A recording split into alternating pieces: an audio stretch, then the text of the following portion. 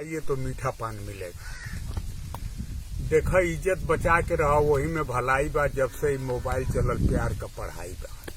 टाई लगा के चल देताने स्कूले पर आ मिस कॉल मार के बतियाओ ताने पुले पर, तो का समय से जइहे स्कूले पर।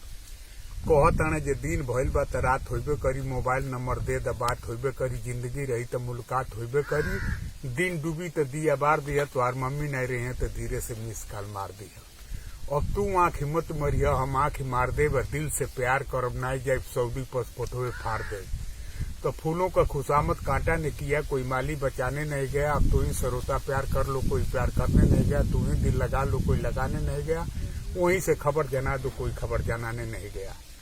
तो हाथे में मोबाइल ले ताड़ी, हाथे में दस्ती जा ताड़ी, परतावल निकल जा ताड़ी बस्ती, तो कहाँ मर्दे का रखा ताड़ी हस्ती। बोलत ता सोना बा निकल गल तो माटी कहताड़ी, मऊगा माई से अलगे हो जो नहीं तो बिहाने लगा ले फांसी। देहात तो देहात है, देहतों के शहर कहताड़ी, माई से अलगे हो जो नहीं तो बिहाने खा ले जहर। आजकल मेहरारू मर्दे के बना ले खिलौना, मऊगे लगावत ताने चूल्हे में लौना। माई के घुसुक के कुलटा पनिये नहीं खे देत, 1 घंटा दिन रहता तबे मेहरी कह दे ताने बिछौना। जा ताने सऊदी कमा ताने शान से, 4 महीना बाद मेहरारू बतियावत आयान से, और ससुर भसुर बोलत ताने तो देवरे के मरवा दे तड़ी जान से। सबुनी से मुंह मी से, माथ मी से, शैम्पू से सेंट मार के मुंह बांध के जहाँ मर्जी तहाँ घूमत तड़ी टेम्पू से।